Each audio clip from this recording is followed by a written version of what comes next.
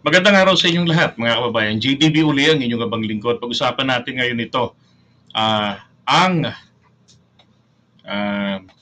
protection po na binibigay ni PBBM kay dating Pangulong Duterte et al. Mula po sa ICC. Ano po ang isinukli? Deestabilisasyon. Alam niyo ho, ano po dapat gawin dito ng ating Pangulo? Kailangan niya ho magpakita ng pagiging isang leon sa harap ng isang demonyo.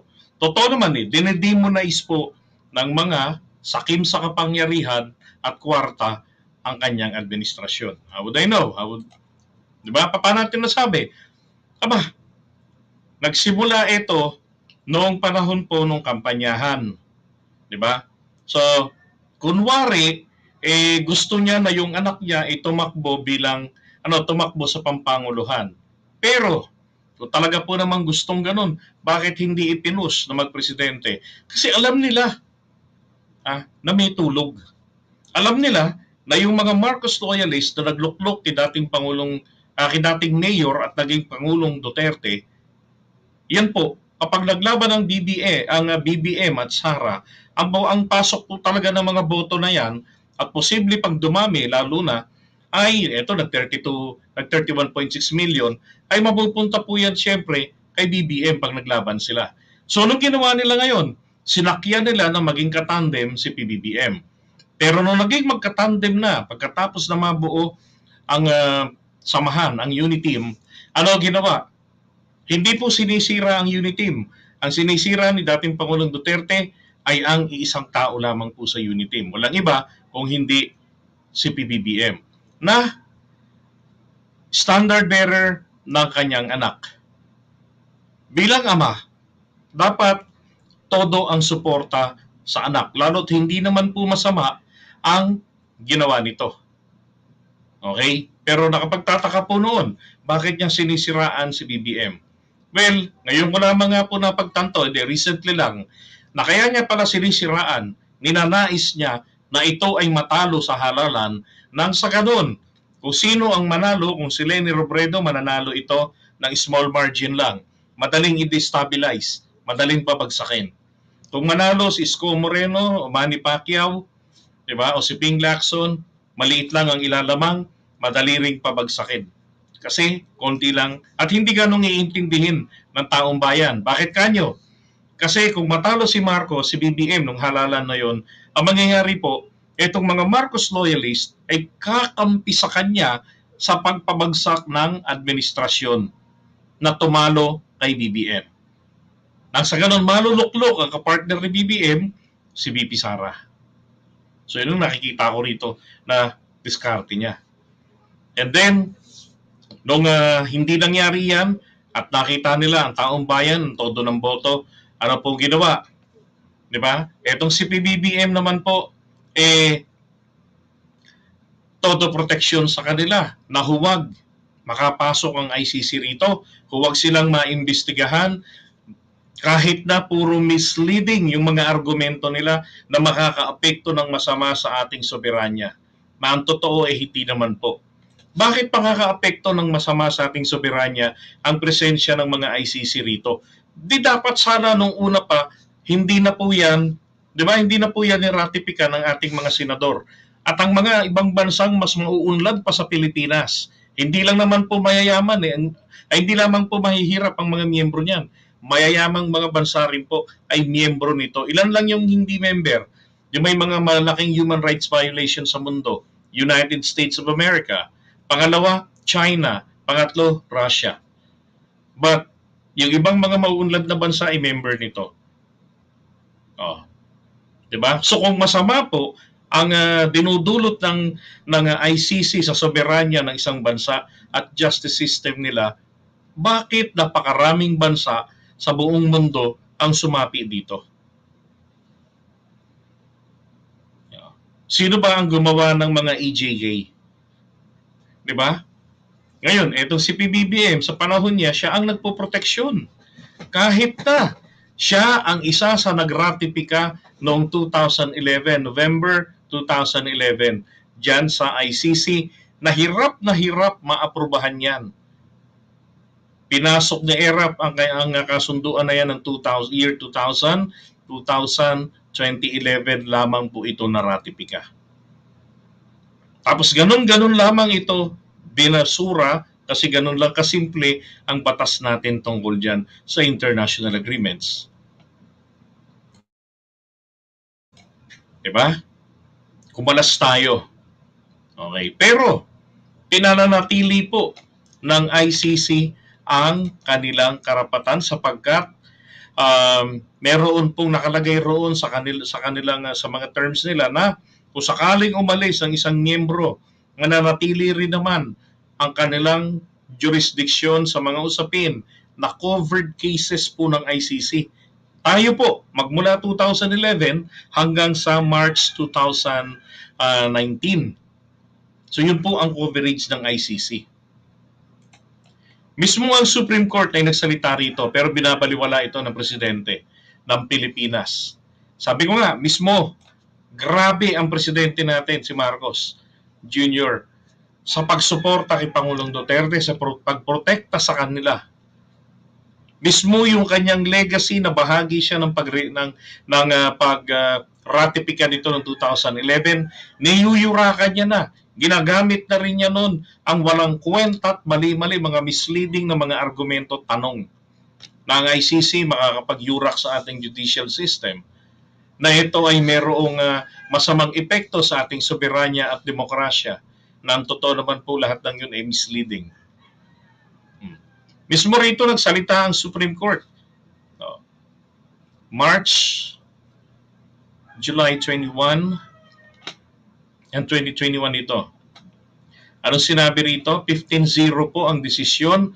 Ang sabi niya na kahit po tayo ay kumalas na sa ICC, hindi naman ito nag-aalis sa atin.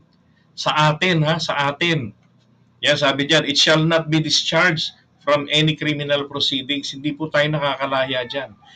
Sabi kung ano man ang nasimulan na ng ICC, obligado po ang Pilipinas, the state party, na makipagtulungan.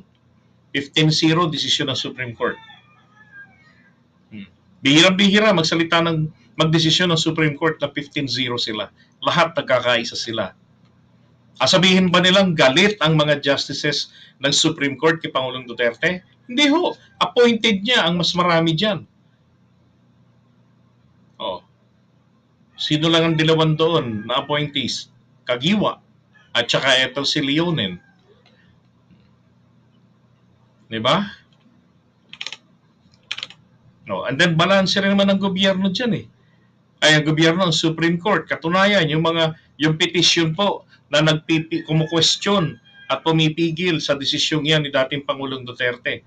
Ibinasura yun ng korte. Bakit? Para sa kanila, since official na yung pagkalas natin, moot and academic na itong tanong na to.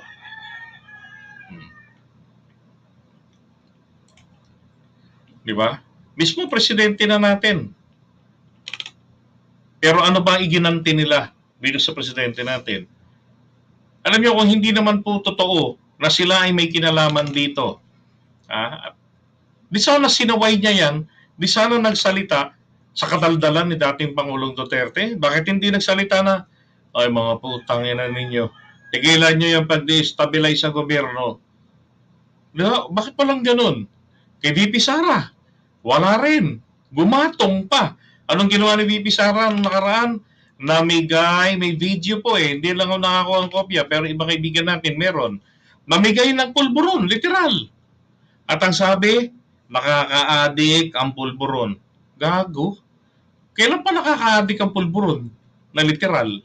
Masarap ang pulburon. Pero sige nga, sino na-addict sa pulburon?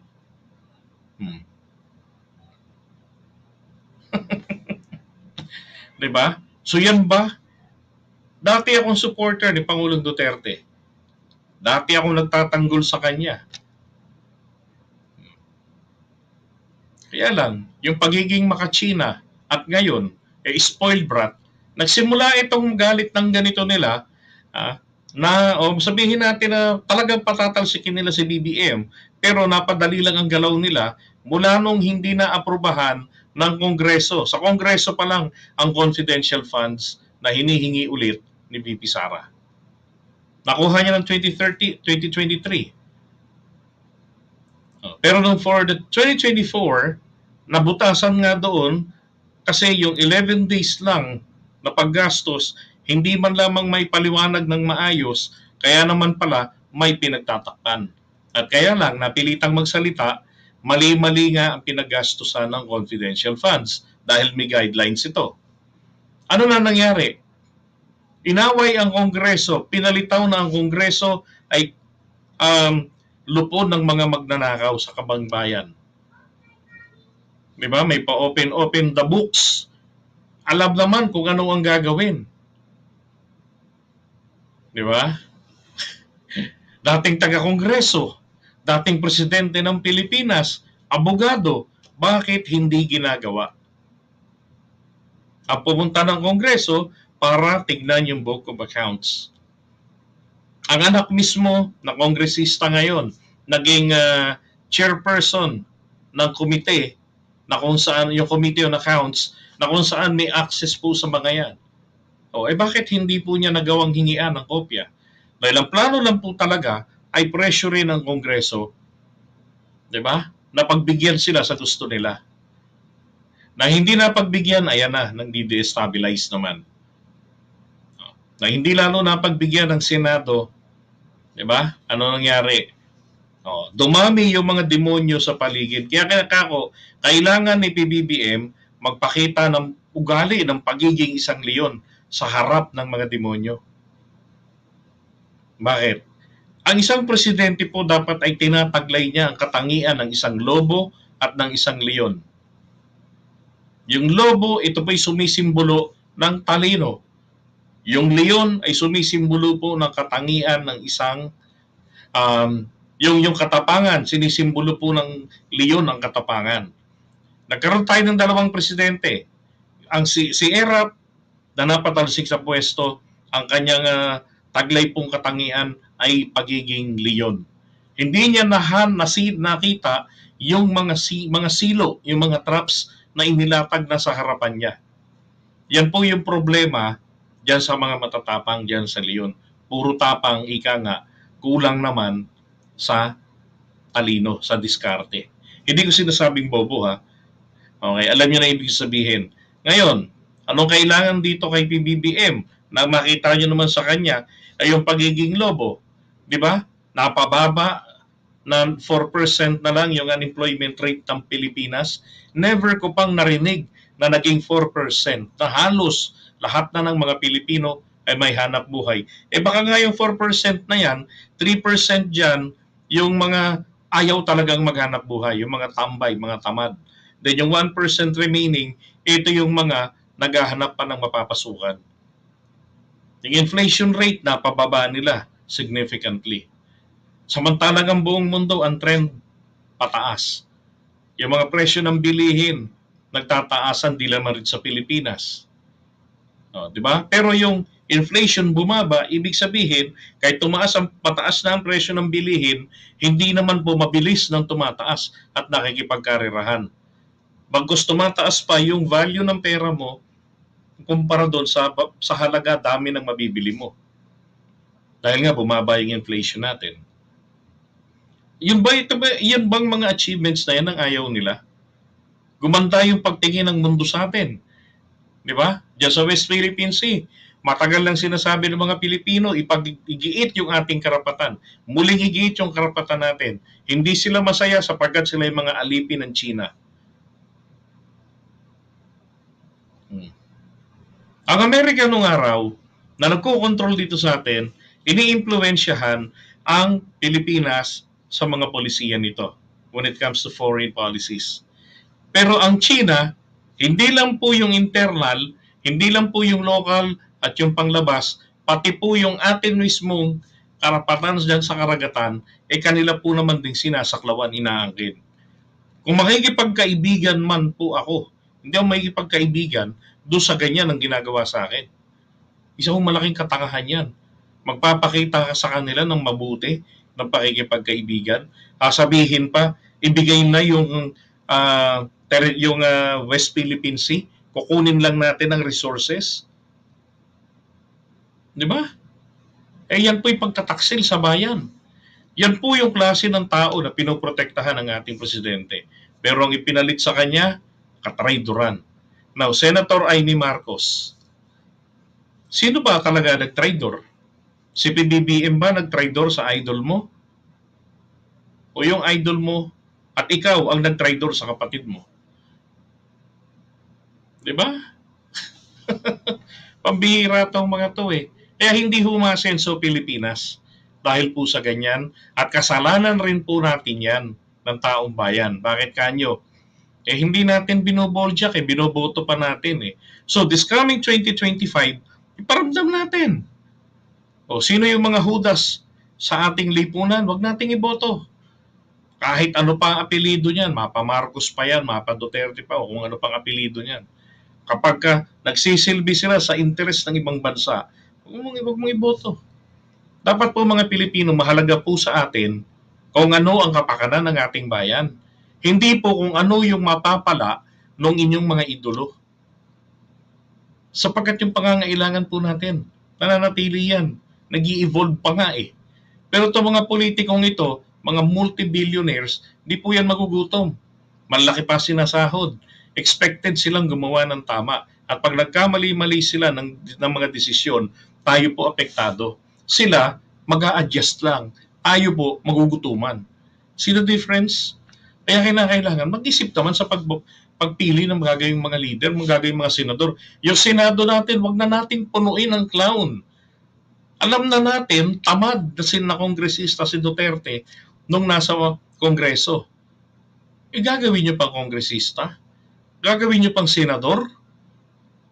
May isang motion, walang na-erase na motion. Sabi ng archive ng kongreso, magpapa-attendance tapos bibira ng punta sa kantin. Walang yan bulakbol na estudyante.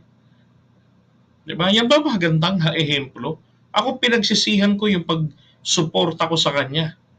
Pero pinasasalamatan ko yung mga magagandang nagawa niya sa bayan natin.